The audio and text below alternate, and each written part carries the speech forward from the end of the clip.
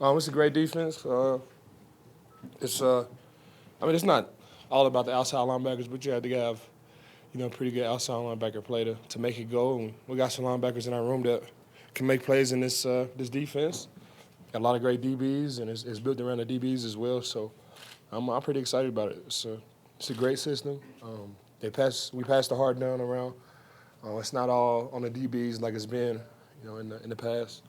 It's not all dependent on a no-fly zone. A lot of guys up one-on-one and play man coverage all game. We pass the hard down around, and I like that. I like for it to be on the outside linebackers, inside linebackers. It's a team sport. Whenever you got a defense that can pass the hard down around like that, it's good. What are your early impressions of Flacco and kind of how he controls things on the offensive side? Oh, he's great. Was familiar with Joe before he got here. Great leader, great quarterback. Knows what it feels like to be on a Super Bowl team. Knows what type of play we need to, get there and win the big ship. So it's great. I'm excited about having Joe on my team. Is there a different presence about him when he's out there than guys that you've played with before? Not to all the quarterbacks that we've had have been special. From Tim Tebow to Case Keenum to Kyle Orton. Back in the day. To make it to this level, you have to have some type of aura about you, and Joe, he definitely has that. Leader of men. Von, as a guy who's been through a contract situation before, it was frustrating at the time. How much do you feel for Chris's situation? Yeah, I feel for Chris. I definitely feel for Chris, and sometimes when you first get here, they tell you like if you play and you play well, they'll take care of you, and if you do all the right things in the community, you do all the right things on the football field, they'll take care of you. And Chris has definitely done everything and then some, whether it's in the community, with his foundation or on the football field. He guards the number one receiver. He's a top DB in the league, and you want to take care of guys like that.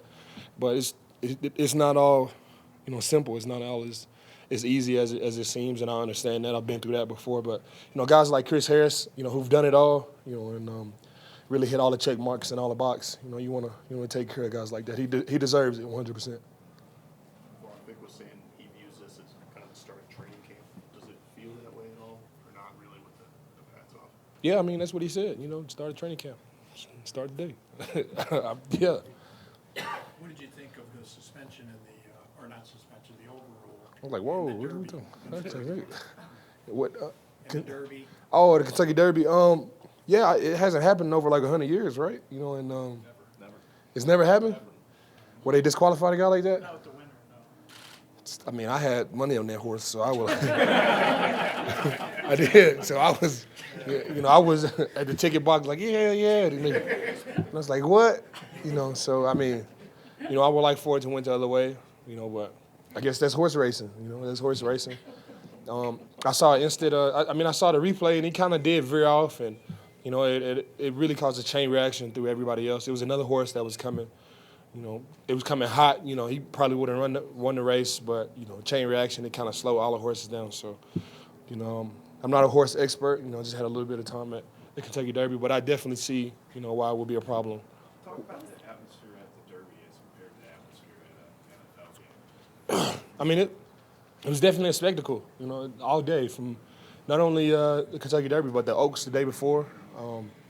It's definitely a spectacle. They got all type of stuff. Women in big hats and nice dresses, and men in the seersucker suits, and the fashion is out of this world.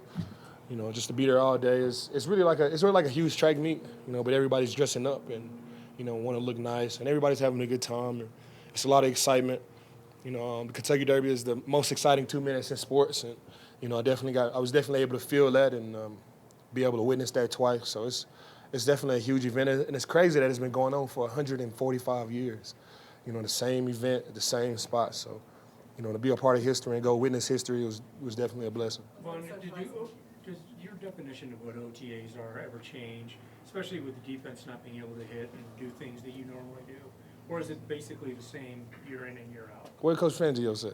I'm asking about Coach Miller. Whatever Coach Fangio said, I'm right there with him. He said you Said could it- learn stuff from it. Yeah, we can learn stuff from it. That's what he said. We can definitely learn stuff from it. You rather make all the mistakes here in the spring than, make all the mistakes in training camp. And it's a lot of guys got a lot of different takes, but our coach is a great coach, and whatever his mindset about it is, that's mine, and that's the mindset I'm gonna trickle down to my teammates. What's it like socializing with Tom Brady? Oh, it was cool. It was cool. I mean, it's extremely hard not to like Tom Brady, and all of those guys, Julian Edelman and Danny Amendola and Lonnie Paxton was there. So, it's to be in an environment where you could just, chill and it's not really about football. When you go to events at the Super Bowl, it's about this and that, and you kind of have this competitive vibe about you. But it's a Kentucky Derby. You could just, sit and really enjoy each other. Baker Mayfield was there, and just watch the races and just chill with your guys. And it was dope to be able to interview Tom Brady and spend time with all those guys on the Oaks Day and on the Derby Day. So it was definitely an experience, and I'm a Tom Brady fan unless on Sundays. I can't go with the guy. What'd you think of rip up the ticket you thought was winning, or do you put it, save it, or what did you do with that? I still got it, and Coach Vabral, he was there too, and he had the same amount of money on the same horse that I did, and he threw his ticket down.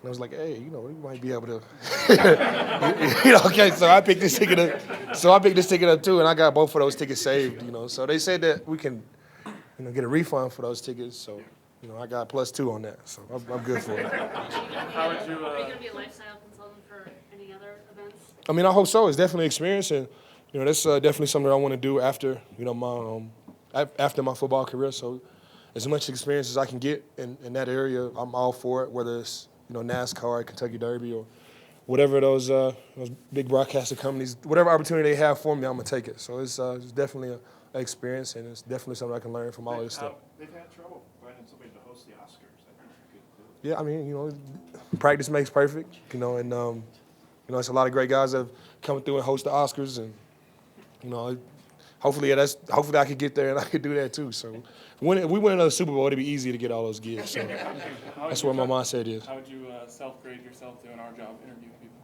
I think it was great. I had some experience. I had some experience with it before. I had the Von Miller Studio 58 a year ago, where I had to interview guys and spend time and interview guys. It was a whole lot looser, but I definitely have a huge respect for all of you guys. I've said that before, and I respect your job and what it takes to come out here and interview guys and get great content. Because you can just get out here and ask guys questions all day, but to do the job like you guys do, I'm definitely appreciative of you guys. All right, kind of back to the contract deal. Yours took a really long time. Yours took a really long time. Yep. And I'm curious what the feeling is like when you're away and you wanted to be at OTA and things like that. And do you talk? I mean, I don't know, but do you talk to Chris about the patience of it? Yeah, I talk to Chris all the time. I talk to Chris all the time. That's my brother. That's my guy. This is our 9th year playing football together. And you only play football with guys in college, 4 to 5 years, and you create bonds and connections that last a lifetime. In just 4 or 5 years. I've been with Chris and his family for 9 years now. So that's my brother. I've seen him grow. I was with him, before he had his first daughter, and now he has 3 of them. So he's like family to me. So I definitely talk to him. We kind of go through the process together. It takes a while, and you just gotta, stay level-headed. But with a guy like Chris, you would think he's done every single thing right. On and off the football field. He's checked every single box. Undrafted free agent. Got a contract. Played well through that first contract. Played well through his second contract, and with guys like that, the message you want to send is hey, if you come out here and you perform, you'll get what's right for you. And Chris definitely has to get what's right for him. He's done everything right. Looking back, Time for a couple more, guys. Looking back, it's business, right? But at the time, is it hard not to take it personally? I mean, I think both sides kind of take it personally. Honestly, I think both sides, kind of take it personally. If you, whenever you talk about money and contracts, I think both sides is not just the player. I think it's guys in the front office take it personally too. They want to get a great deal done too. They want to have a solid deal too. So I think both sides kind of take it personally. If you really focus on business, and it's all about business. It's easy to get it done. You know, you look at what's been done, and you look at what you want to do going forward. You know, whether you want to pay the guy or you don't want to pay the guy, and you just go from there. I think all the time when the delay really comes from both sides taking it personally. So, if we just focus on business, it'll be easy to get the deal done. If you had to do anything differently in that process, would you, or would you kind of take the same approach that you did? If I could Like, do if anything. you had to do the whole contract process again, would you take the same approach? So this is not about Chris now. It's not about me. Let me think. I mean, knowing what I know now, I think everything happened for a reason, and I love being a Denver Bronco, and I think the direction and the vision that I had was to stay here. If you don't want to be a Denver Bronco, you don't want to be the team where you're at. It's a lot of different routes and a lot of different opinions and a lot of different things you can do. But me, I really want to be here. I really want to be a Denver Bronco for life. So it's you kind of have to feather that out. You can't just come up here and do this or do that. I want to be here forever. So I think the route that I took would be the same route that I take again. Thank you, Thank you guys. Appreciate it.